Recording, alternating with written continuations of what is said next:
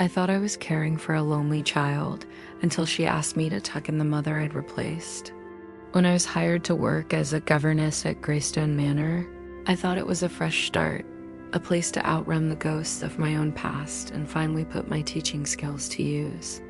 The letter had come sealed with wax, written in perfect cursive, offering room, board, and a generous wage to care for a young girl named Isabel, whose mother had passed suddenly. The estate, hidden deep in the moors of North Yorkshire, rose.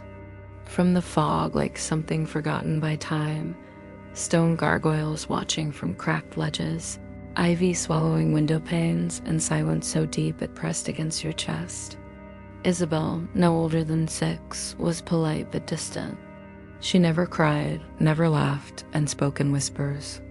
Her father, Mr. Alistair Cavendish, was a man of few words and too many shadows under his eyes, widowed only a year ago.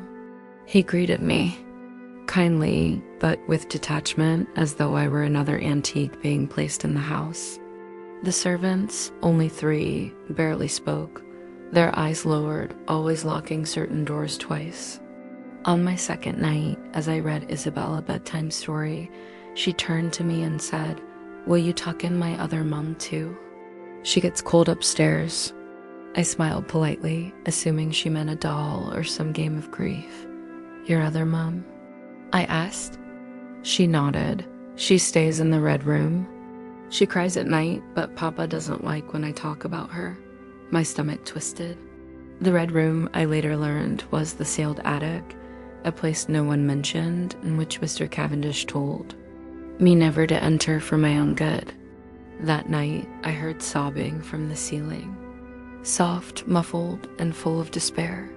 I dismissed it as wind and grief echoing through old timbers, but it returned every night at the same hour. I began to feel watched. Portraits in the hallways seemed to turn their eyes when I passed. Isabel began drawing pictures of 2 mothers, one smiling, one screaming, both holding her hand. One evening, she left a note under my pillow in crayon. "She knows you're trying to take her place."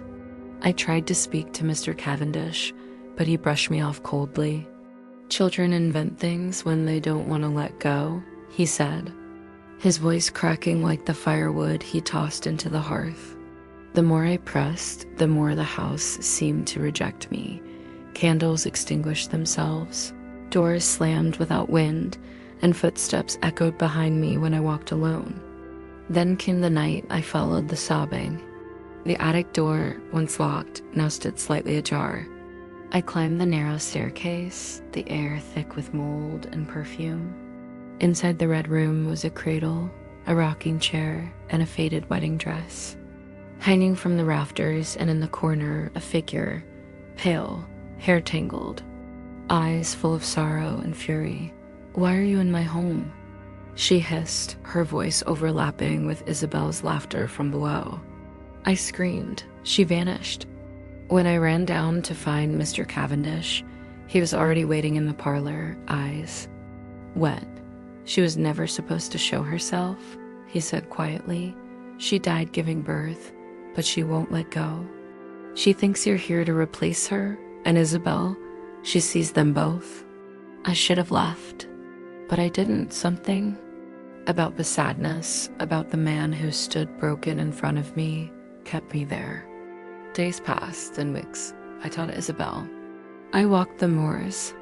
I sat beside Mr. Cavendish by the fire, sharing stories we hadn't told anyone in years, and the house quieted. Until the night he kissed me. The moment our lips met, the chandelier above us shattered. In the silence that followed, we heard the sound of footsteps descending the attic stairs. She had returned, but not with sorrow, with rage. That night, the house nearly killed us. The walls bled.